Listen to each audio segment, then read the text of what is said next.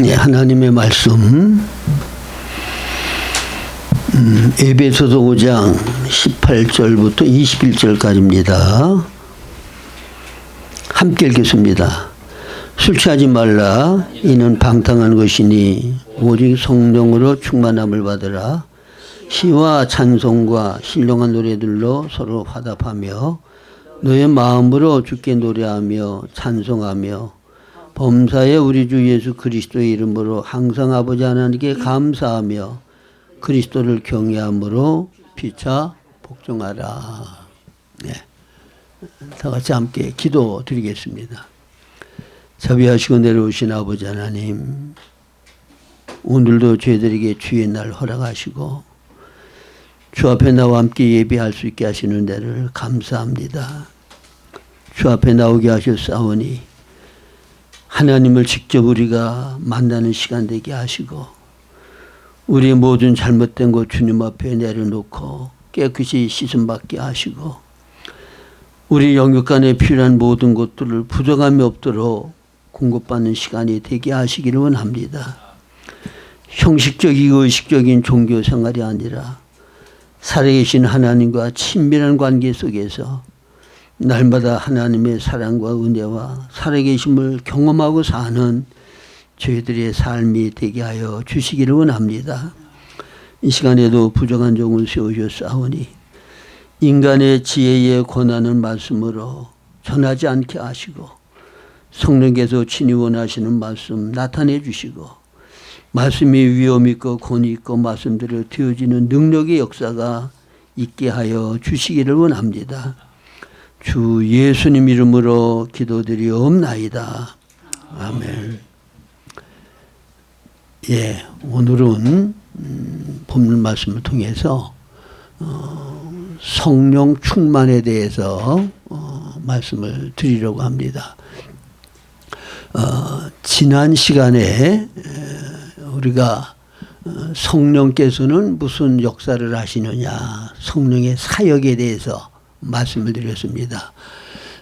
우리가 일단 예수님을 영접하면 우리가 물과 성령으로 거듭나서 하나님의 자녀가 되어지고 그리스도의 몸의 지체가 되어지고 하나님 나라 백성이 되어진다. 이렇게 신분이 완전히 변화가 되어져요. 근데 우리가 거듭난 증거를 여러 가지로 많이 말할 수가 있는데 내가 거듭났고 성령님이 내 안에 내주하신다고 하는 것을 우리가 어떻게 확인하고 알 수 있느냐. 첫째로는 하나님을 내가 아버지라고 부르는 것은 성령으로 하지 아니하고는 하나님을 우리가 아버지라고 부를 수가 없다고 그랬죠. 근데 그냥 하나님 아버지 그렇게 막연히 말로만 하는 게 아니라 정말 성령께서 하나님을 아버지로 부르게 한다고 하는 것은 하나님을 아버지로 정말 믿는 거예요. 믿게 해주시는 거야. 믿는다는 거는 하나님 아버지로 처제 인정하는 거예요. 하나님이 내 아버지다. 그 다음에 아버지를 아버지로 대우하는 거야. 아버지를 인정하면 아버지를 대우를 해야 되잖아요. 대우하는 건 어떻게 하는 거랬죠 제가? 하나님을 아버지로 대우하는 거는 아버지는 나를 사랑하고 내 모든 필요를 부족함이 없도록 가장 좋은 것으로 채워주기를 간절히 원하고 또 그럴 능력 있는 아버지로 인정하고 필요한 것을 그분에게 구하는 거야. 다른 데 구하지 말고 우리 아버지께 구하여 받아야 돼요.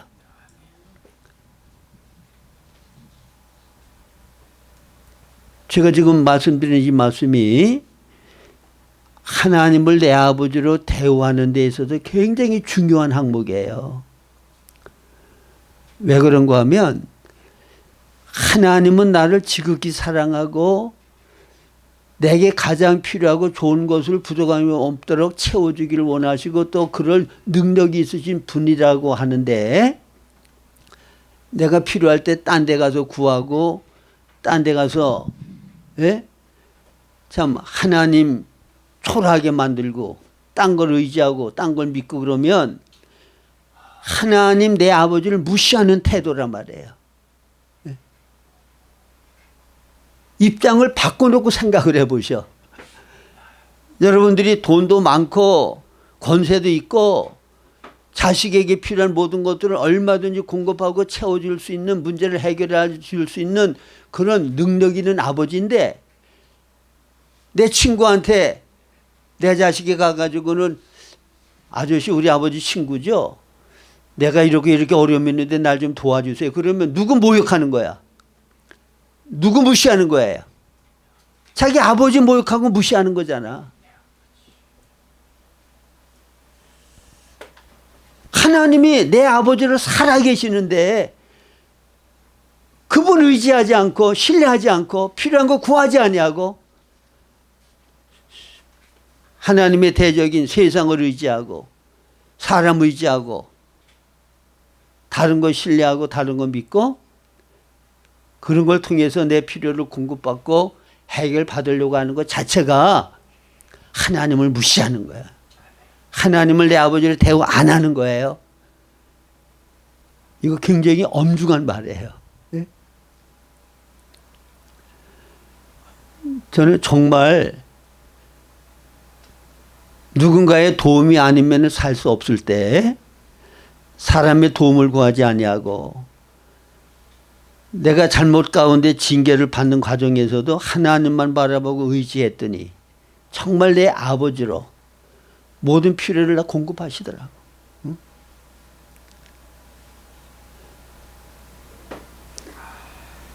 그래서 하나님이 내 아버지라고 하는 거에 대한 확신과 신뢰가 생기니까 그러니까 근심 걱정이 정말 없어요. 두려움이 없어. 늘 편안하게 안식하면서 살 수가 있어. 왜? 전능하신 하나님 내 아버지인데 걱정 근심할 게 뭐가 있어요? 두려울 게 뭐가 있어? 그분이 나를 사랑으로 지키고 보호하고 필요를 공급하고 안보하시는데. 할렐루야. 응?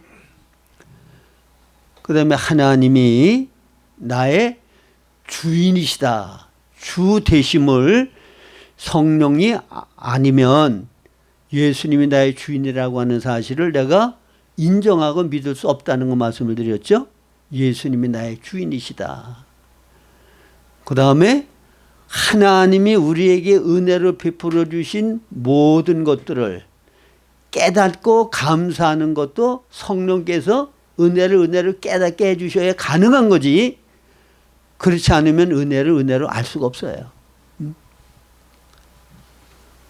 그래서 여러분들이 하나님을 정말 중심으로 아버지라고 부르고 아버지와 친밀한 관계를 갖고 예수님을 주라 인정하고 주인으로 여러분들이 심중에 주님을 모시고 주시는 모든 은혜를 깨닫고 감사하면서 살면 여러분들은 성령을 받은 사람이에요.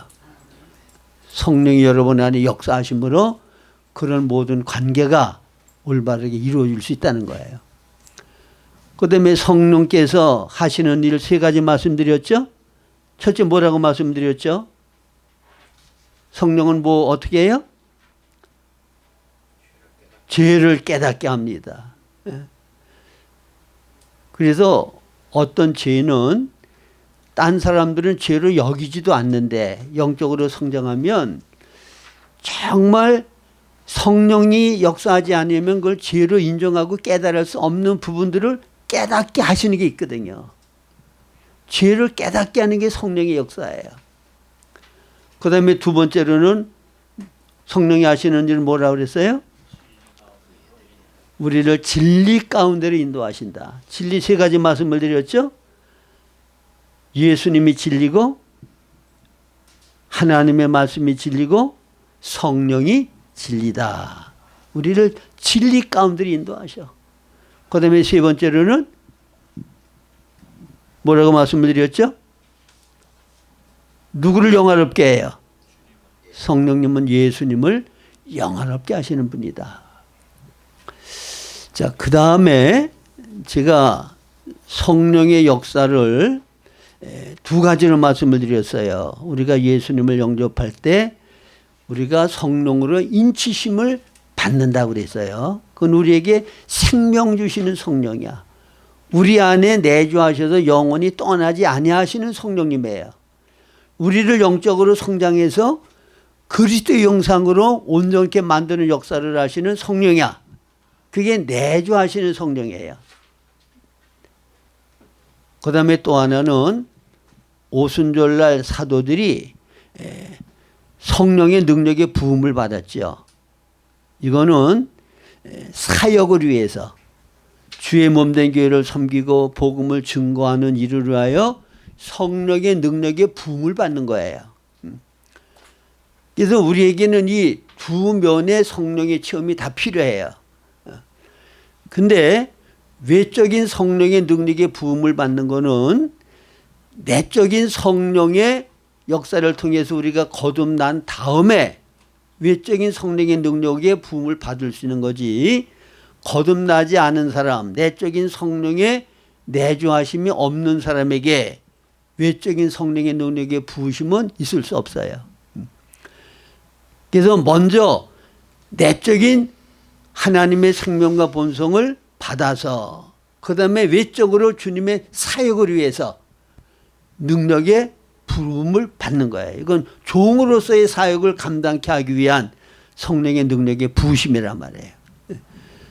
그래서 사역을 능력 있게 감당하려고 그러면 외적인 성령의 능력을 반드시 힘입어야 돼요. 그래야 사역에 능력이 있고 권위가 나타나고 하나님의 역사가 모든 사람들에게 보여줄 수 있다는 거예요.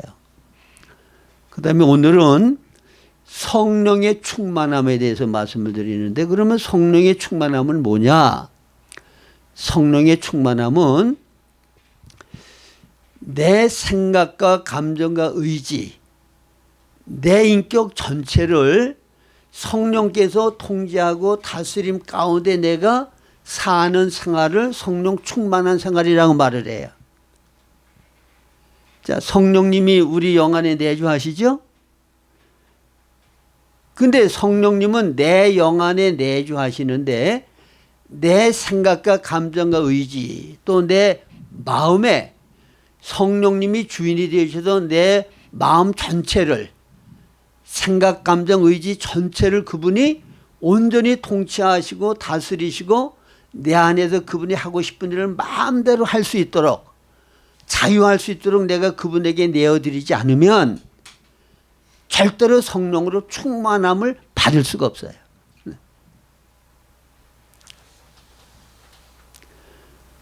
근데 이 성령의 충만은 한 번 받으면 죽을 때까지 성령 충만이 계속되는 것이 아니라 매 순간순간 성령 충만함이 계속되기 위해서는 계속 나 자신을 비워서 주님 앞에 드리는 게 필요한 거예요. 그러니까 성령 충만은 잃어버릴 수가 있을까요? 없을까요? 우리가 거듭나면 우리 영 안에 내주하시는 성령은 영원히 떠나지 않으셔요. 구속의 날까지 인치심을 받았다고 말씀을 하시죠. 그러나 성령의 충만함은 얼마든지 우리에게서 떠날 수가 있어요.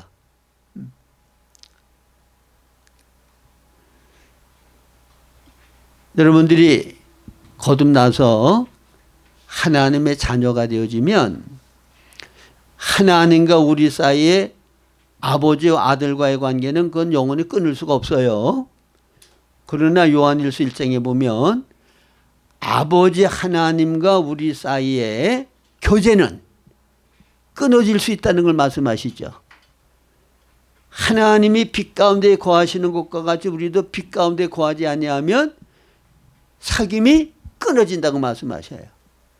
그리고 우리가 어둠 가운데 간 죄를 자백하면 주님은 미쁘시고 의로우셔서 우리 죄를 사하시고 불의의 소리를 깨끗게 하시고 그리고 다시 생명의 교통이 유지될 수가 있게 된다고 말입니다. 마찬가지로 우리가 성령을 한번 받았으면 그 성령님은 우리를 떠나지 아니하시지만 성령 충만은 얼마든지 우리가 잃어버릴 수 있다고 하는 것을 우리가 알아야 돼요. 그래서 성령 충만은 뭐라고 그랬죠? 제가 내 생각, 감정, 의지, 내 마음 전체를 성령님께서 충만히 채우셔서 그분의 영향 아래 우리가 살고 움직이는 거예요. 그분이 기뻐하는 거 내가 기뻐하고, 그분이 싫어하는 거 나도 싫어하고, 그분이 원하는 거 나도 원하고. 왜? 성령으로 충만하게 되면 성령님이 나를 주장하시기 때문에 예수 그리스도의 마음을 가지고 예수님이 보는 것까지 보고 예수님이 행하는 것까지 행할 수 있게 된다고 말입니다. 그러면 이 성령 충만함을 받으면 우리는 어떠한 축복을 받게 되느냐. 성령 충만함을 받은 축복이 있는데, 여러분 그거는 예수님의 사도들을 보면은 우리들이 잘 이해를 할 수가 있게 돼요. 자, 예수님의 사도들이 예수님과 함께 했을 때 예수님께부터 많은 교훈을 받았죠. 특별히 예수님께서 누구든지 자기를 높이는 자는 낮아지고 자기를 낮추는 자는 높아진다. 또 나는 마음이 온유하고 겸손하니 나의 멍에를 메고 내게 배우라. 특별히 겸손에 대해서 예수님께서 많이 교훈하셨어요. 근데 예수님이 온유하고 겸손하신 분이 가장 완벽한 방법으로 사도들을 가르쳤는데, 그 말씀에 영향을 받아서 그 말씀에 능력을 힘입어서 사도들이 겸손해졌습니까? 겸손해지지 않았습니까? 예수님이 살아계실 때 겸손해졌어요? 겸손해지지 않았어요? 예수님의 가르침이 실패한 것과 같은 거야. 겸손하라고 가르쳤는데 그 가르침을 받아서 겸손해지지 않아. 뭘 보면 알아요?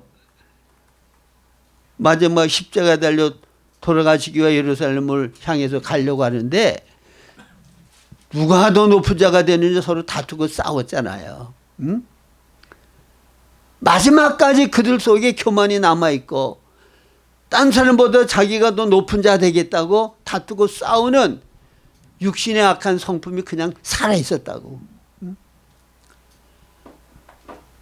그리고 예수님보다도 더 권위 있고 능력 있게 잘 가르칠 수 있는 분이 세상에 어디 있어요. 그런데도 그 가르침 가지고 사람이 변화되는 게 아니야. 근데 오순절날 성령의 충만함을 받고 나서 그들의 삶이 완전히 달라졌죠. 응? 사람을 두려워해서 죽을까 봐 예수를 세 번씩 부인하고 저주까지 했던 베드로 사도들이 사람을 두려워하지 아니하고 하나님을 두려워하고 하나님의 권위와 능력을 믿고 담대하게 복음을 전하는 사람이 되었고, 성도들 간에 서로 겸손하게 연합하고 하나 되는 모습을 성경에서 볼 수가 있어요. 응? 여러분, 오순절 후에 수많은 사람들에게 베드로가 대표로 서서 하나님의 말씀을 전했어요. 그때 모든 12사도들이 베드로와 함께 있었다고.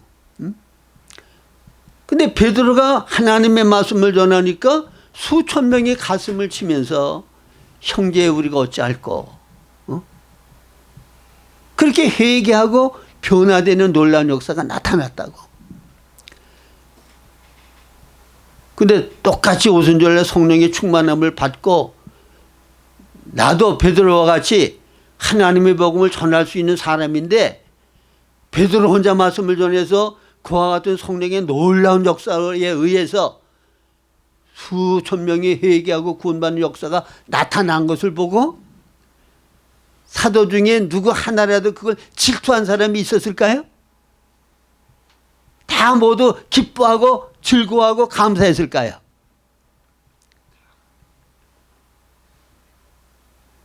여러분, 성령 충만치 않으면 같은 교회에서 같이 사역할 때 목사님이 5이 같이 사역하는데 그중에 하나님이 특별히 어떤 목사님을 붙들어 쓰셔가지고 그 목사님이 설교만 하면 은혜를 받고 사람들이 회개를 하고 변화를 일으키면 그렇게 쓰임받지 못하는 목사님들은 그 목사 시기하고 질투할 수 있어. 같이 기뻐하고 즐거워하지 않을 수 있다고. 그건 왜 그런 거예요? 성령 충만치 않아서 그래. 옛사람 내가 명예 영광 높아지겠다고 하는 그런 교만한 마음 그냥 살아있기 때문에 그럴 수 있다는 거예요. 그래서 성령으로 충만케 되어지면 인격적으로 그리스도의 마음으로 그리스도의 형상으로 변화되어지는 복을 받는 줄로 믿으시기 바랍니다. 이게 가장 큰 거예요. 제가 늘 말씀을 드리죠. 에베소 1장 4절, 로마서 8장 29절. 창세전에 하나님께서 사람을 창조하신 궁극적인 목적이 예수님과 같은 형상으로 우리를 변화시키기 위한 거야. 그래서 우리를 통하여 하나님의 어떠하심이 하나님의 지혜 지식과 사랑과 하나님의 능력이 표현되어지고 나타나고 증거되므로 아, 하나님은 저렇게 사랑이 많으신 분이고 조건 없는 사랑으로 사랑하시는 분이고 하나님은 저렇게 의로우신 분이고 긍휼과 자비 하나님 우리를 통해서 하나님이 나타나기를 원해. 그렇게 해서 하나님이 영광 받기를 원하셔서 우리를 창조하셨다 그 말입니다. 근데 이것이 가르침을 받아가지고 된다고요? 성령의 역사로만 된다고요? 예수님에게 직접 가르침을 받아가지고도 안 돼.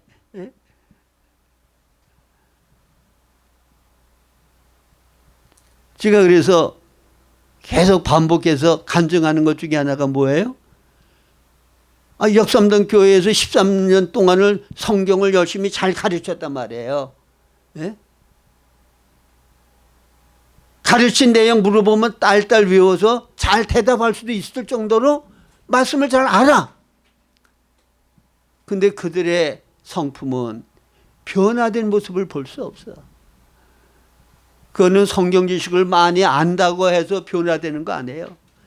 잘 가르친다고 해서 사람을 변화시킬 수 있는 거 아니야. 반드시 성령님께서 역사하셔야만 변화될 수 있는 줄로 믿으시기 바랍니다.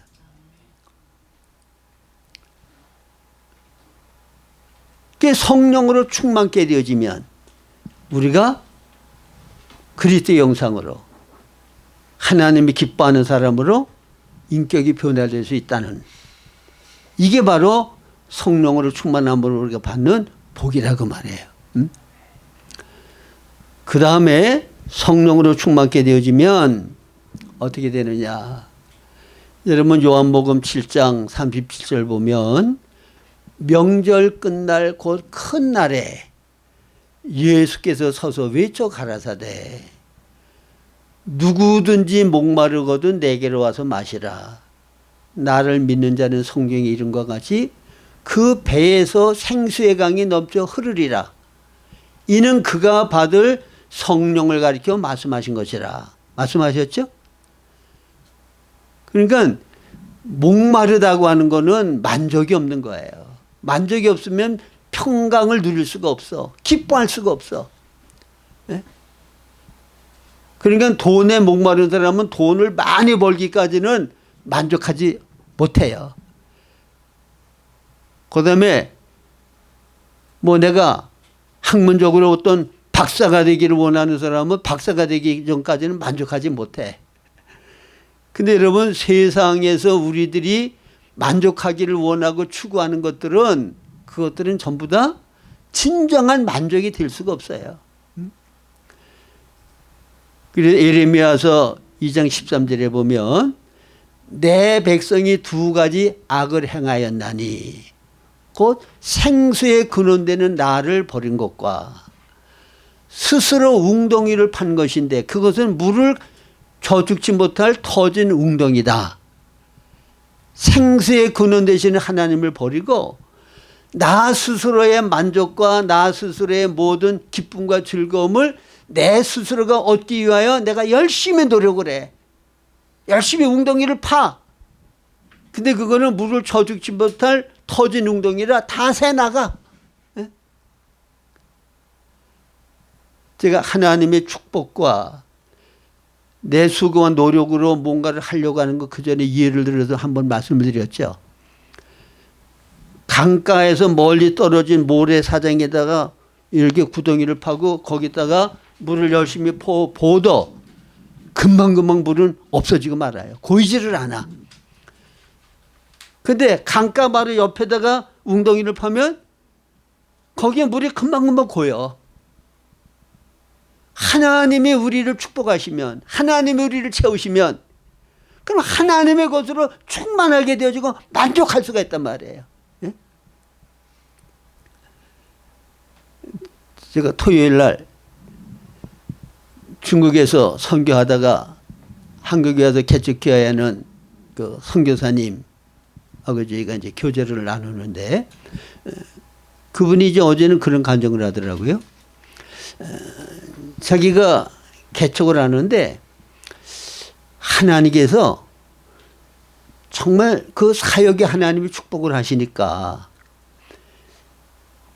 아파트를 누가 그냥 거저로 쓰라고 빌려주고, 그 다음에 뭐 필요한 모든 거, 자기가 산 거는 쓰레기통 2개 하고 침대도 그냥 쓸 수 있는데 침대는 새 침대를 쓰고 싶어가지고 침대는 자기가 샀다 그러더라고.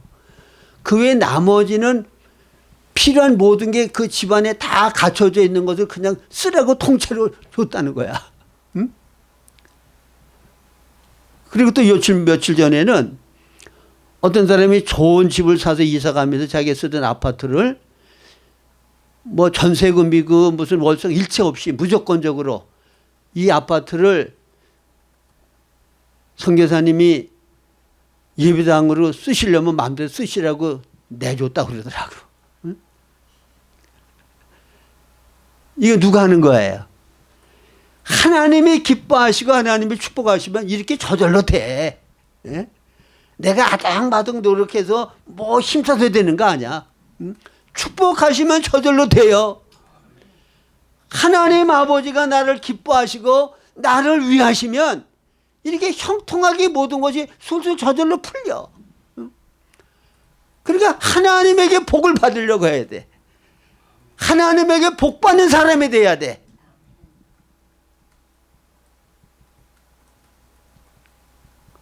근데 하나님을 떠나서 내 힘으로 내가 잘 살아보겠다고 하나님의 뜻을 거역해가면서 터진 웅덩이 열심히 파면 그건 물이 고입니까? 생수의 구원 되시는 주님과 바른 관계만 가지면 그 생수가 얼마든지 흘러 들어오잖아요. 만족함을 주시잖아. 응? 나를 믿는 자는 성경에 이런 것 같이 그 배에서 생수의 강이 넘쳐 흘른다. 강이 넘쳐 흘러. 풍성한 만족과 기쁨을 누릴 수 있다 그 말이에요. 성령으로 충만하게 되어지면 이와 같은 영원히 몽글하지 아니하는 생수, 성령님이 주시는 만족과 기쁨, 풍성을 우리가 누리고 살 수 있는 줄로 믿으시기 바랍니다. 그게 딴 거 구할 거 없어요. 성령 충만함만 구하면 돼. 제가 옛날에 성령 세례 받겠다고 막 길거리 걸어가면서 주님 성령 충만케 하시옵소서, 그리고 막 계속 성령 충만함을 계속 시간만 나면 구하고 다녔었거든요. 그때는 정말 성령님이 내 안에 생수로 계시니까 뭐 말로 다 할 수 없는 평강과 만족과 기쁨이 늘 넘쳤다고. 지금 거울에 제 얼굴을 이렇게 비춰보면 그래도 괜찮긴 괜찮은데 옛날만 못해. 옛날에 거울에 이렇게 비추면 내 얼굴에 정말 광채가 나고 기쁨이 넘쳤다고. 그런데 지금은 뭐 침울하고 우울하고 그런 건 없긴 없고 밝긴 밝은데 옛날만큼은 아니야. 아직 성령이 충만치를 못한 것 같아. 그래서 제가 이 말씀을 준비하면서 이제 어제부터 또 다시 야, 성령 충만함을 구해서 성령 충만케 되면 되는데 내가 쓸데없이 다른 걸로 구했구나. 그래서 계속 성령 충만을 구하기 시작했어요.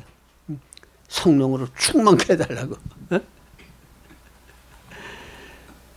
그 다음에 성령으로 충만케 되어지면 우리가 받는 복이 뭔가 하면, 자, 사도들이 성령 충만함을 받은 다음에 그들의 사역에 능력과 권위가 생겼어요.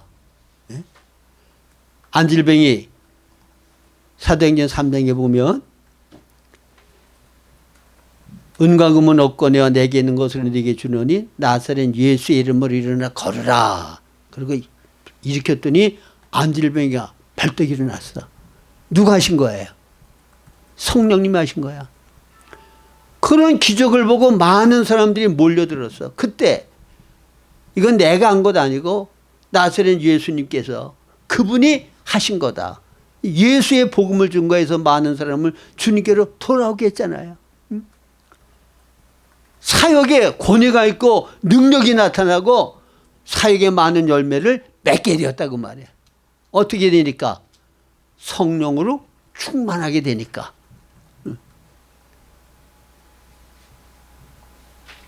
그러니까 여러분들의 만족하지 못한 것, 계속 목마른 것, 성령 충만치 않아서 그래요.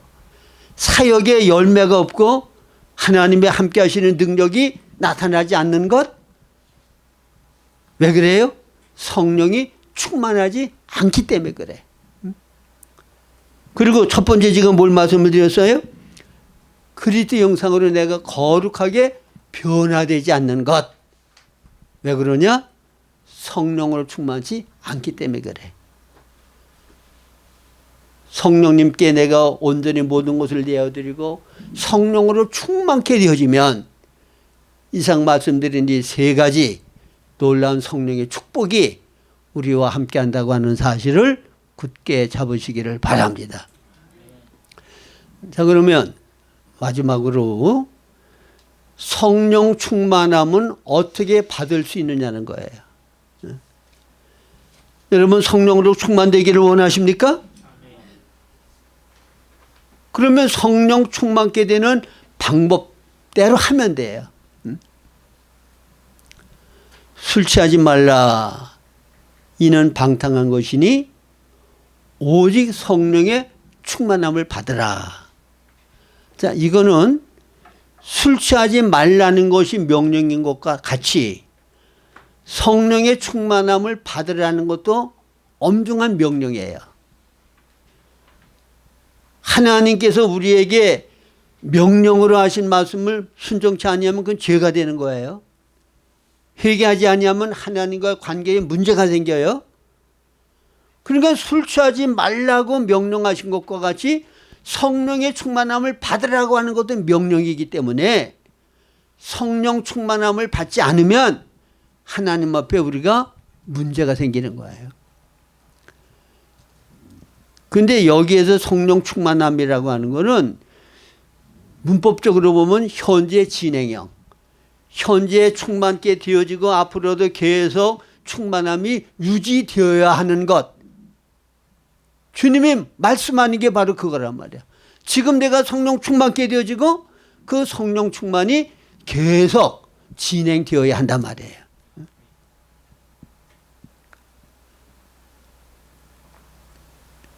제가 월남에 있을 때 제가 신학교 다니다가 이제 군대 가가지고 월남을 갔으니까 제 생각에 나는 이제 목사니까 생전 술 먹고 술 취한 상태가 어떤가를 경험해 볼 수가 없으니까 보니까는 이제 물 이렇게 개울물 이렇게 소독해서 먹으니까 물 맛이 영 나빠. 그러니까 주로 맥주 아니면 여러 가지 그 탄산음료 같은 걸로 먹더라고요. 맥주를 많이 먹더라고. 왜? PX에서 사니까 맥주가 아주 싸거든. 응? 그래서 제 생각에 이럴 때 맥주를 좀 많이 먹어가지고 술 취하면 어떻게 되나 한번 시험 좀 해보자. 그래 그 생전 처음 맥주를 먹는데 씁쓸하고 비릿비릿하고 맛이 하나도 없는 거야. 세상에 이런 걸 뭘 좋다고 이걸 먹지?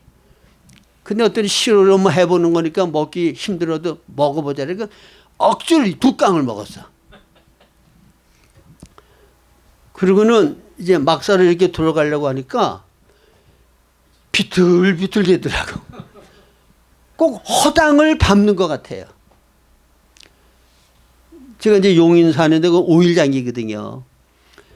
장날 저녁 때쯤 보면은 장 보러 왔던 그 사람들이 뭘 팔고 뭐 사가지고 가면 술 만취돼 가지고 길거리를 그냥 비틀비틀 다니는 사람 많이 봤거든. 그래서 저 사람들이 왜 똑바로 걷지 못하고 왜 저렇게 비틀거리나? 어? 술 먹고 나 술 먹었다는 거 표시를 내려고 저러나? 그렇게 생각을 했는데 제가 먹어보니까 꼭 허당 밟는 것 같아가지고 저절로 비틀거리더라고. 암만 정신을 똑바로 차려가지고 내가 반드시 걸어야지 하는데도 허당을 짚는 것 같으니까 비틀거려. 그건 뭐예요? 알코올의 영향을 받아서 알코올의 영향 하에 내가 움직이는 거야. 그러니까 성령으로 충만케 되어지면 내가 아니고 성령의 통제와 다스림과 영향 아래에서 내가 움직이는 거야. 그래서 성령으로 충만케 되어야 되는 거예요. 내가 악한 생각을 안 하겠다고 암만 결심을 해도 생각을 안 할래도 마귀가 생각을 넣어주면은 생각이 나. 물론 내가 거부하고 거절해도 물리치는 건 하지만 그래 생각이 자꾸 들어온단 말이야. 그러나 성령의 지배를 받으면 마귀가 넣어주는 그런 악한 생각은 일제 내 안에 들어오지 않고 성령이 기뻐하시는 생각만 내 안에 감동되어지고 감화되어지고 우리에게 와질 수 있다는 거예요. 누구의 영향권 아래 사느냐 그 중요한 거예요. 열왕기하 4장에 보면 일리사에게 선지생도의 아내가 찾아와서 당신이 알다시피 내 남편이 참 하나님 앞에 경건하게 살다가 이제 죽었는데 많은 빚을 지고 죽어가지고 채즈가 와서 빚못 갚으면 우리 두 아들을 데려가겠다고 하는데 이건 어떻게 하면 좋습니까? 그랬더니 엘리사가 선지생도 아내에 내가 갖고 있는 게 뭐냐? 우리 집에 내가 기름 한 병은 있습니다. 그랬더니 그러면 집에 가서 동네 사람들한테 그릇을 많이 빌려라. 되도록이면 큰 그릇들을 많이 빌려가지고 집에 가지고 와서 문을 닫고 그 한 병 기름을 그 그릇에 쏟기 시작해라. 그렇게 했더니 기름이 그릇에 가득가득 다 찼어.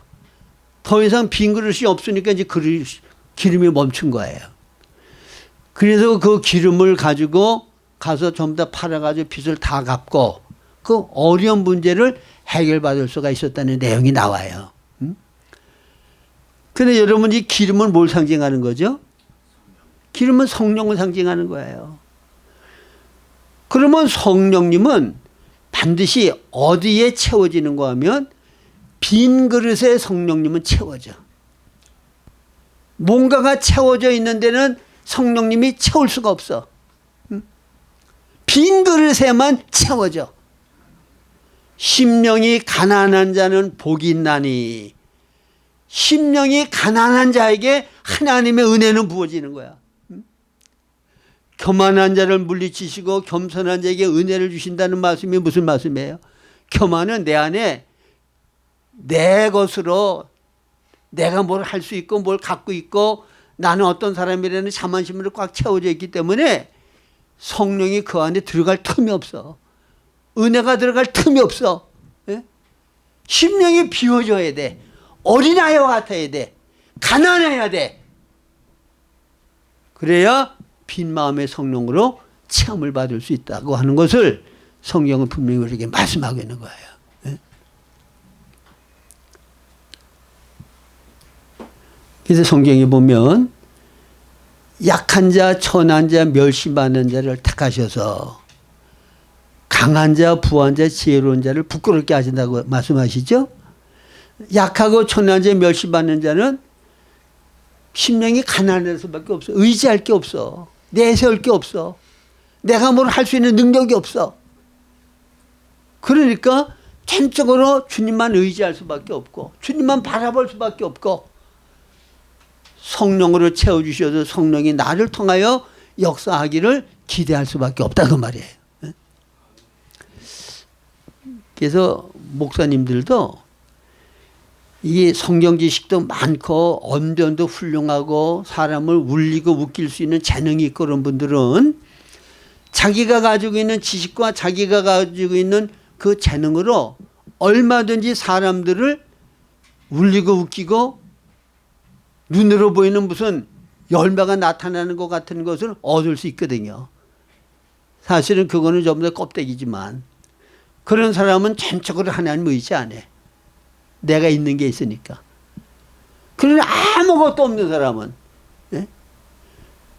주님이 나를 써주지 않으면 나는 아무것도 할 수 없다고 하는 사람은 정말 두렵고 떨림으로 벌벌벌 떨면서 주님만을 바라보고 의지하고 주님이 내 안에서 역사하시기만을 기대하고 강단에 설 수밖에 없단 말이에요. 그럴 때 성령이 그런 사람을 쓰시는 거야. 그런 사람과 성령님은 함께 한다고 말해요.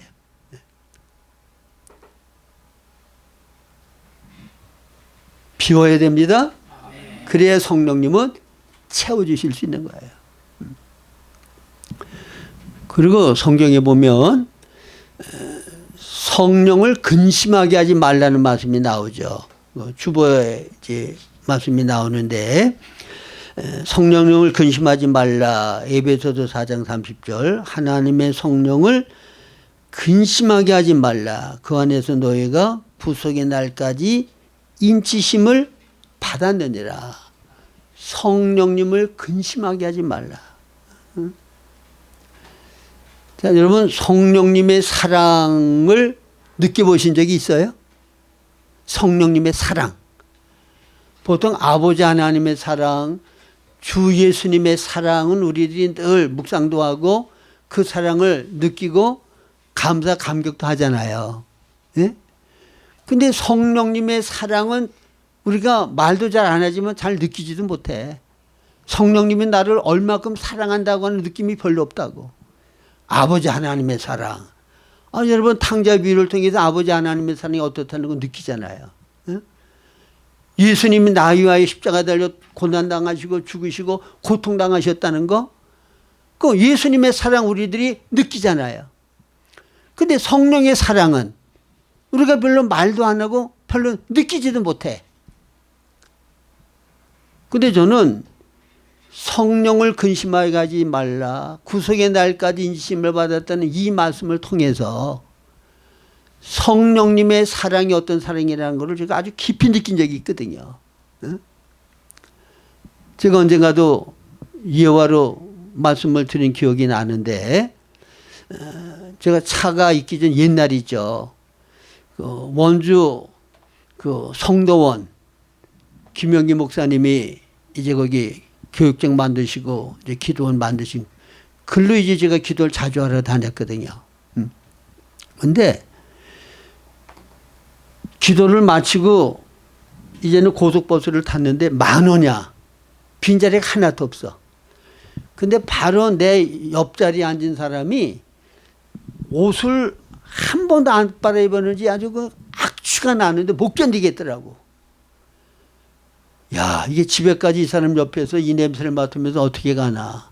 너무 고역스럽다. 그래서 코를 옆에다 이렇게 틀을 막고는 힘들게 서울까지 왔거든요. 근데 그걸 통해서 내가 뭘 느꼈는가 하면 성령을 근심하지 말라. 거룩하신 성령께서 성결하신 성령님께서 내가 죄를 범하고 내가 악을 행하고 성령님이 기뻐하지 않는 일을 행할 때 내 안에 내주하셔서 주님이 기뻐하지 않는 죄를 범하기 위해서 어디 간다 그러면 성령님도 내 안에서 따라가잖아.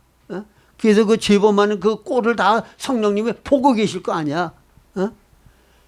그때 성령님이 얼마나 슬프시고 탄식하시고 괴로워하셨을까. 그런데도 사랑하기 때문에 성령님은 나를 떠날 수가 없는 거야. 그러함에도 함께 하신단 말이에요. 이게 성령님의 사랑이에요. 여러분들이 어떠한 죄를 범하고 어떻게 타락했다고 할지라도 성령님은 탄식하시고 슬퍼하시고 근심은 하시지만 여러분들을 버리고 떠나실 수 없는 게 성령님의 사랑이야. 그래서 제가 그러고 나서 야, 지금까지 내가 성령님을 슬프시게 해드리고 괴롭게 해드리고 불편하게 해드린 거 그게 얼마나 후회가 되는지. 이제부터라도 내가 성령님이 이제부터는 내가 기뻐하시는 일만 해야 되겠다. 어떤 게 성령님이 기뻐하는 일인가를 찾아가지고 이제는 반대로 성령님이 기뻐하시는 일만을 해야 되겠다. 근데 그런 결심을 한 기억이 나거든요. 성령님의 사랑을 기억하시기 바랍니다. 성령님이 여러분들을 사랑하시기 때문에 정말 함께 거하시기가 너무 고통스럽고 힘들고 슬프고 근심되지만 떠나지 않으시고 탄식하셔. 그래서 여러분들이 생명의 느낌이 있잖아요. 로마서 8장 5절 6절. 육신을 따르는 자는 육신의 애를, 영을 따르는 자는 영의 애를 생각하나니. 육신의 생각은 사망. 여러분, 육신의 생각을 따라 행할 때 사망의 느낌을 갖는 거는 뭐냐? 성령님이 근심하시고 탄식하는 느낌이야. 소극적인 면에서 성령님이 내게 말씀하시는 음성이라고 말해요.